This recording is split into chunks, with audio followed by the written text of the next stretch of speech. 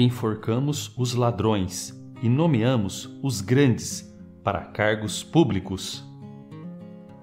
Olá, superleitores! Alisson aqui. Bom, as eleições mais importantes do país estão aí. E não estamos aqui para falar mais do mesmo, até porque a eleição já está ganha. Você já sabe disso, não é? Quer entender? Fica com a gente que vamos te explicar. Hoje temos 2 candidatos mais bem posicionados em todas as pesquisas. Talvez você questione as pesquisas e você deve ter os seus motivos. Mas é consenso que hoje temos 2 candidaturas bem fortes: a do ex-presidente Lula e a do atual mandatário Bolsonaro.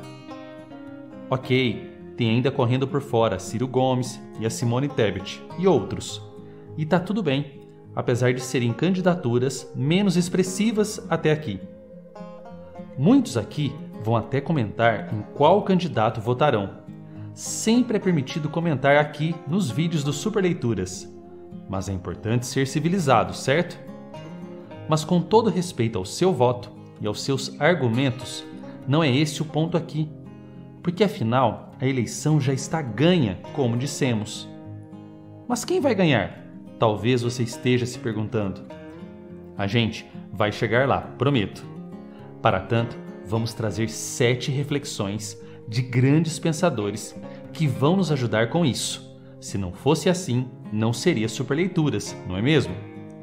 E a primeira reflexão é dele, Maquiavel, para assustar os mais apaixonados. 1. A um príncipe nunca faltam razões legítimas para quebrar sua promessa. Estamos em tempo de eleições, estamos em tempo de promessas, qualquer uma que seja necessária para angariar o seu voto. Não importa se isso não for possível depois, arruma-se uma razão, melhor, uma desculpa qualquer para não cumprir o prometido. Faça um antes e depois das últimas campanhas eleitorais e veja se as promessas de campanha foram mesmo cumpridas. Então, por favor, aprenda com Maquiavel como esse jogo funciona. 2. Por mais que os partidos políticos possam, de vez em quando, responder a fins populares, eles provavelmente, com o passar do tempo e das coisas, se tornarão motores potentes, pelos quais homens astutos, ambiciosos e sem princípios serão capazes de subverter o poder do povo e usurpar para si as rédeas do governo, destruindo depois os próprios motores que os elevaram ao domínio injusto. Então a ideia é criminalizar a política, pura e simplesmente. Alguém pode estar pensando aí.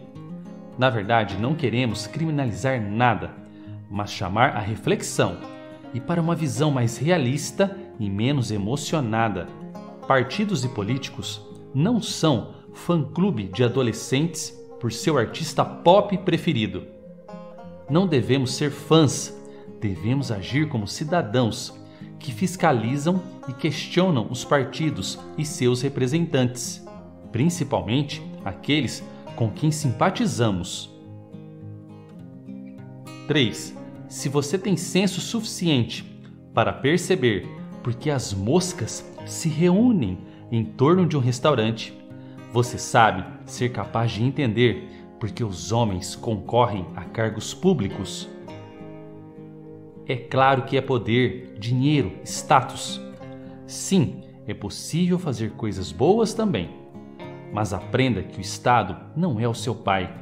A propósito do tema, para quem se interessa, vou deixar indicação de alguns livros na descrição do vídeo. 4. Na política, é o que não é dito que importa. Sei que você tem lá suas preferências, mas não haja como um torcedor, é preciso ver as entrelinhas. Reflita sobre o que o seu candidato preferido não te contou, o que ele esconde de você. Você já se perguntou isso? 5. Política, uma disputa de interesses mascarada como uma disputa de princípios. A condução dos negócios públicos para vantagem privada. Muitas e muitas e muitas vezes é sobre isso mesmo. Mas como já dissemos, não basta criminalizar a política. Mas entenda que políticos não são seres divinos que vêm nos salvar. Em eleições, eles adoram fazer isso. Chegar de helicóptero diante de uma multidão acalorada. Uau! Ele veio do céu para nos salvar. Não! Tem milhares de interesses em jogo e tem muito marketing também. Assumir um governo é assumir o poder e assumir muito dinheiro mesmo. Isso é uma realidade e somos todos seres muito ambiciosos, como ainda ensina Maquiavel. Os homens escalam de uma ambição para outra. Chega de romantismo, certo? 6. Ele não sabe nada e ele acha que sabe tudo. Isso aponta claramente para uma carreira política. Essa citação poderia bem ser a síntese de um debate político. Sabe, aqueles que vimos na televisão?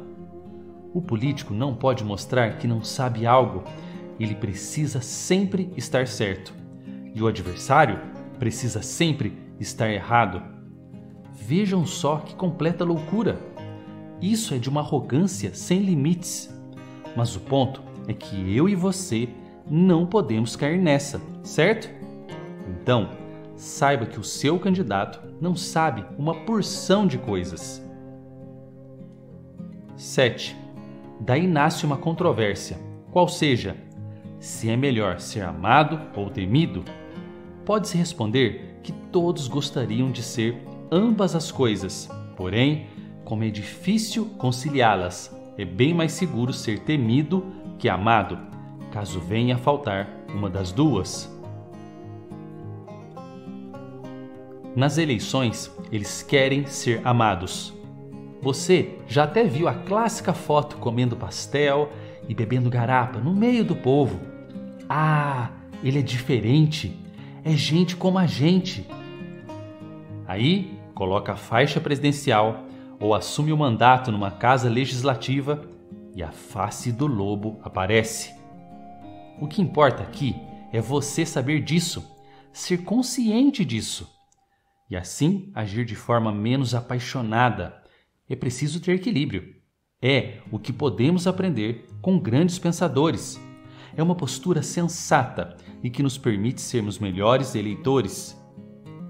A propósito, se você quer aprender essa postura dos grandes filósofos, clique aqui ou no primeiro link da descrição e assista essa incrível aula que preparamos sobre o tema.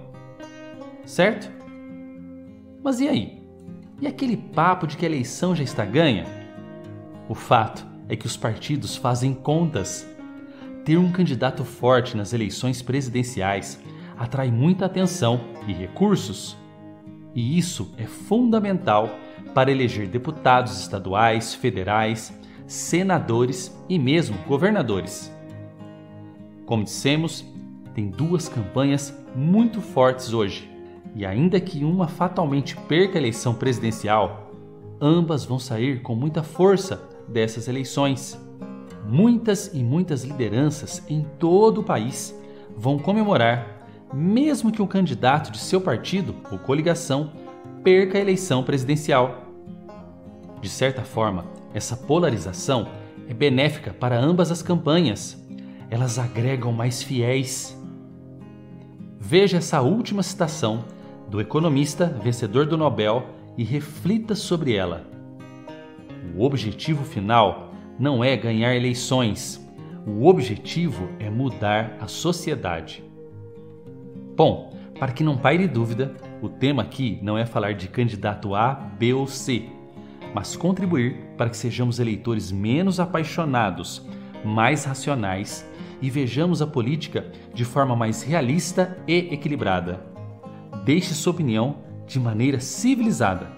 Inscreva-se no canal, nos siga também no Insta e até a próxima.